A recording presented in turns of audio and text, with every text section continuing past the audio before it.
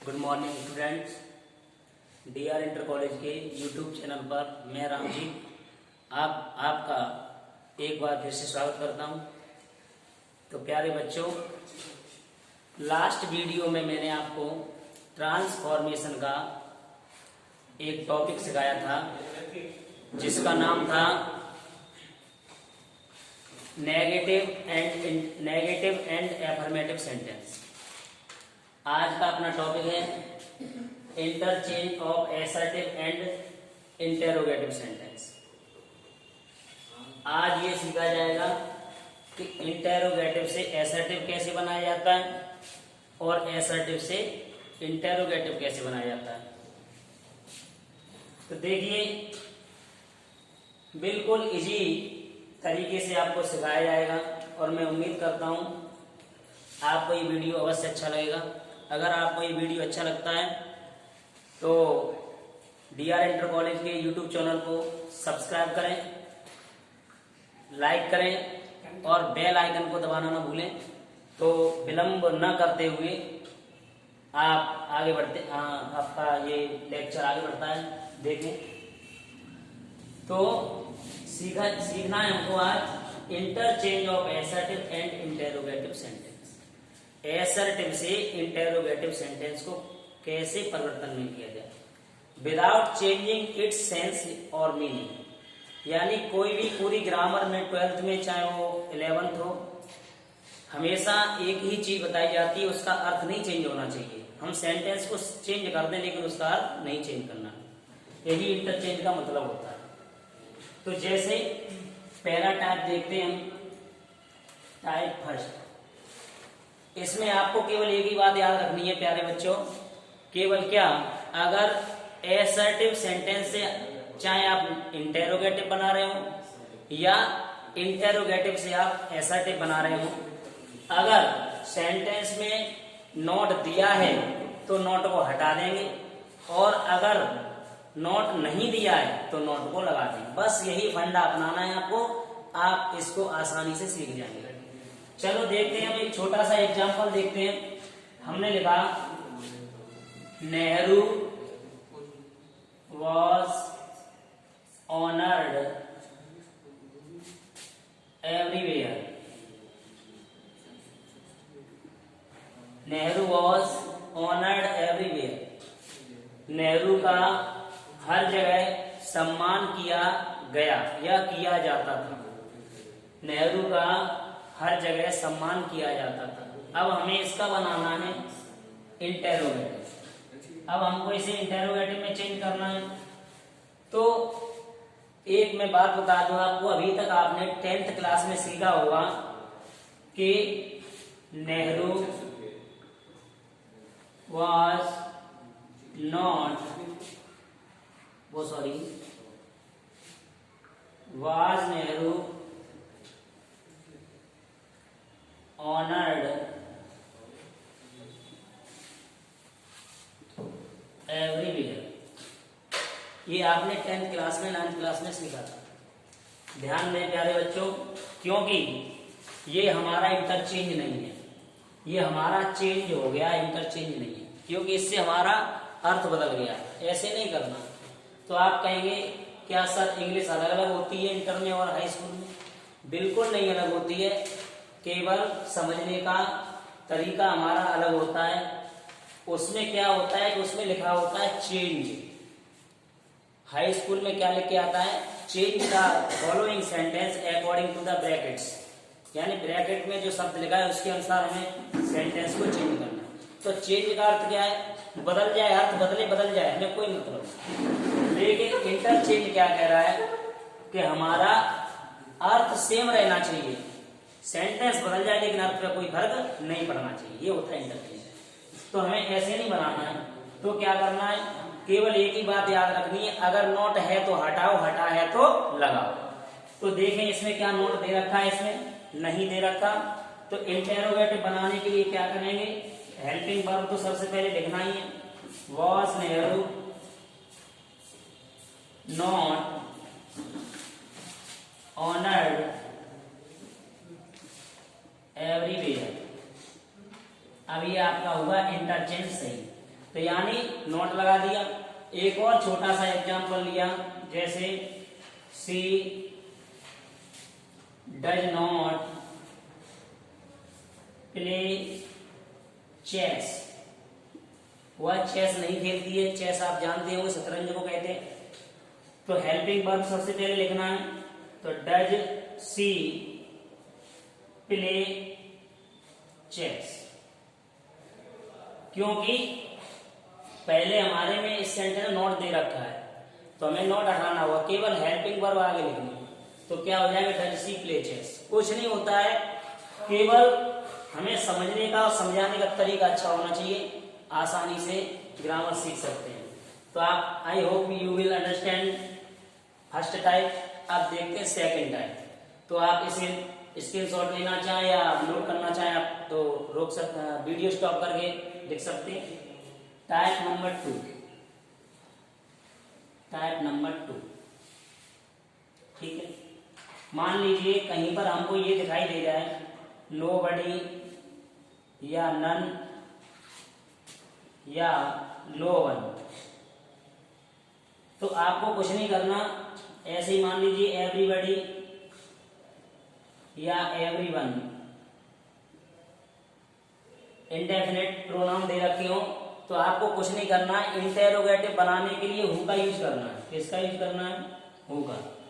अब बात ये आती है, अभी हमने बताया था फंडा वही है, नॉट है तो हटाओ, हटा है तो लगाओ। तो प्यारे बच्चों देखो इसमें नो दे रखा है, ये ऑलरेडी पहले से ही नेगेटिव है। तो अब इसमें जब हम इसका इंटेरोगेटिव बनाएंगे तो अब नॉट का यूज नहीं करेंगे। तो इसमें क्या करेंगे, नॉट का यूज नहीं करेंगे, और इसमें नॉट का यूज करेंगे। क्यों करेंगे, क्योंकि इसमें नॉट है नहीं। सेंटेंस के माध्यम से हम दोनों एग्जाम्पल को अच्छे समझते हैं। जैसे एग्जाम्पल लिखा हमने, नोबडी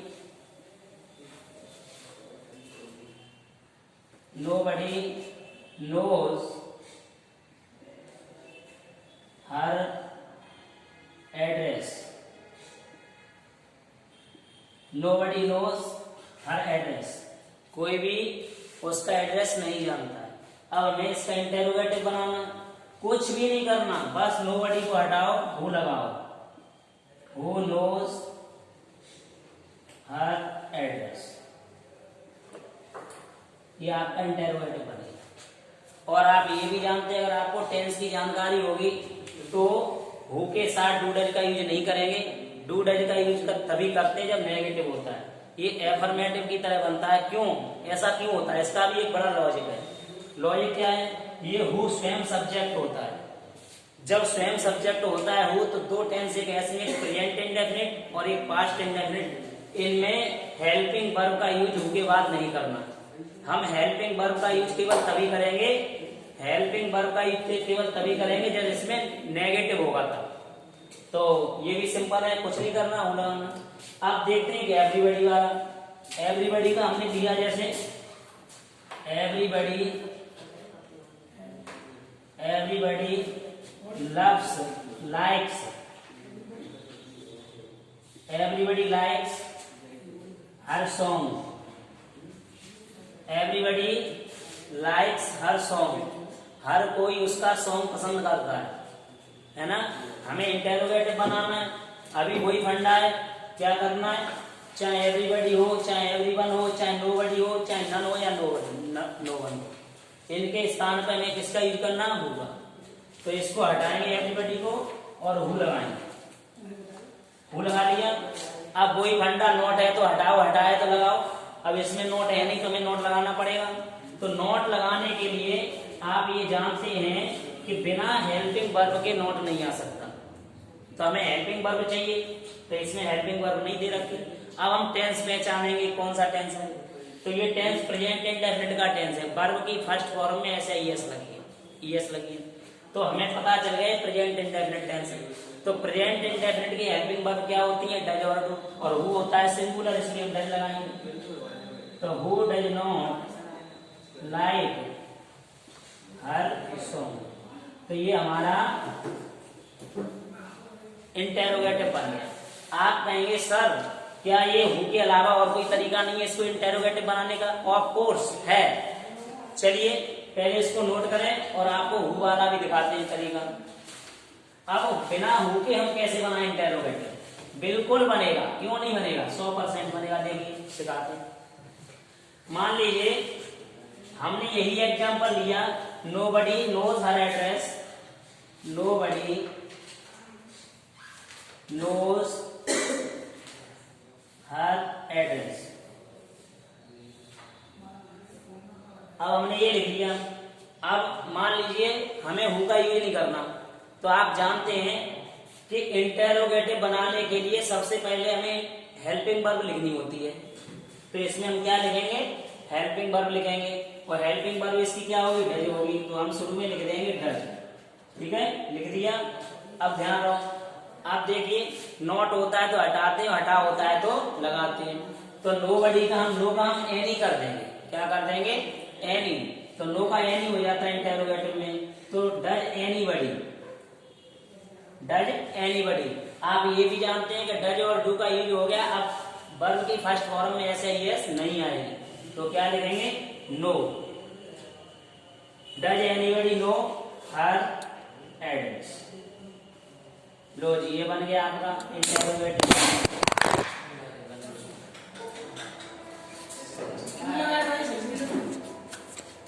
कहते ना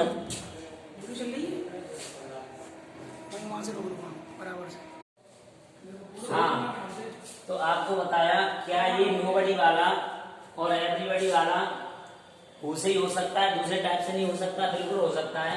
हेल्पिंग वर्ब पहले लगाएंगे, नोबडी है तो नो का एनी हो जाएगा, बस और कुछ नहीं करना। ठीक है, तो ये आपका इंटेरोगेटिव हो गया। तो आप चाहे हु से बनाएं या हेल्पिंग वर्ब से बनाएं, लेकिन सही तो ये है, बेस्ट जो माना गया है कि आप हु से बनाएं। ठीक है, एक और देखिए मैं अगला टाइप बताता हूं आपको। नेक्स्ट टाइप क्या है?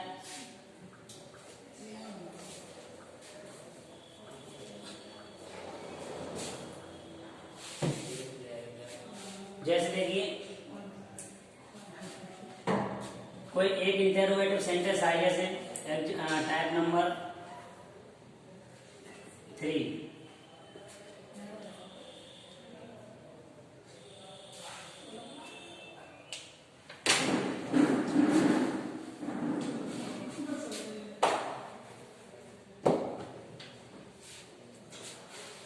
टाइप 3, तो इसमें क्या करेंगे?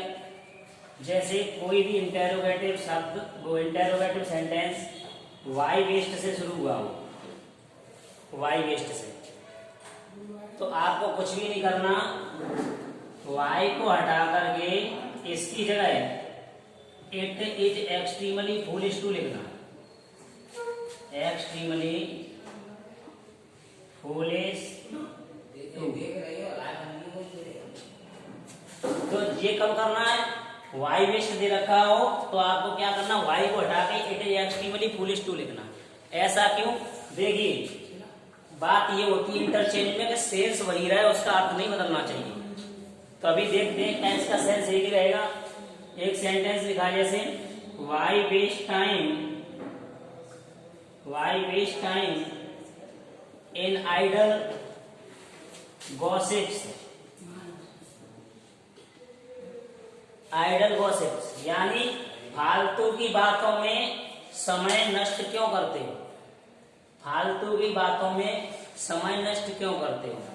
तो हमें इसका एसर्टिव बनाना है। तो वाई को हटाना, क्या लिखना है? It is extremely foolish to, it is extremely foolish to, और टू लगा के कुछ नहीं करना, वाई केवल क्वेश्चन वर्ड को हटा के बाकी का सेम वही रहेगा। To waste time in idle gossips. अब देखते हैं क्या इसका हिंदी जो सेंस है ये भी है। सेंटेंस कह रहा है कि वाई वेस्ट टाइम, समय नष्ट क्यों करते हैं इन आइडल गॉसिप, फालतू की बातों में। और ऐसा जो कह रहा है इट इज एक्सट्रीमली फूलिश, बहुत ही मूर्खता है, to waste time in idle gossips, यानी फालतू की बातों में समय व्यस्त बिताने की। यानी फालतू की बातों में समय नष्ट करना बड़ी मूर्खता है। और इंटेरोगेटिव में अगर यही हमें क्वेश्चन के रूप में करना है तो कहते अपना समय फालतू की बातों में वेस्ट क्यों करते हो, यानी फालतू की बातों में समय नष्ट करना मूर्खता है। तो ये आपका ये हो गया। यानी एसर्टिव अगर एग्जाम में आए तो इट इज एक्सट्रीमली फुलिश लिखा है, कुछ नहीं करना, वाई से जोड़ना है। और अगर इंटेरोगेटिव आता है तो ये करना एक दूसरे इंटरचेंज करना। ऐसे ही एक और एग्जाम्पल आता है कि वैन के साथ कैन दे रखा हो तो हम कैसे बनाएंगे। तो अगर वैन के साथ कैन आया हो तो ऐसे सेंटेंस में आप नॉट की जगह नेवर का यूज करें, वो ज्यादा बेटर माना जाता है। जैसे एग्जाम्पल है कि when can their glory fade, when can their glory fade, उनकी शान कब खत्म हो सकती है। फेड माने मुरझाना यानी समाप्त होना, उनकी शान कब समाप्त हो सकती है। इसका मतलब यह है कि उनकी शान कभी समाप्त नहीं हो सकती है। तो ऐसा जब हम बनाएंगे तो कैसे बनाएंगे, their glory can never fade. तो ये आपका ऐसा जब बन गया। आई होप ये आपको ये topic interchange of assertive and interrogative sentence वाला आपको समझ में आया होगा। अगर ये आपको समझ में आया है तो आप वीडियो को लाइक जरूर करें, शेयर जरूर करें और चैनल को सब्सक्राइब करें। और फिर भी अगर आपको इस टॉपिक से संबंधित कोई डाउट है आप कमेंट में अवश्य अपनी डाउट भेजें, उसका सॉल्यूशन आपको अवश्य भेजा जाएगा। Thank you for watching my video.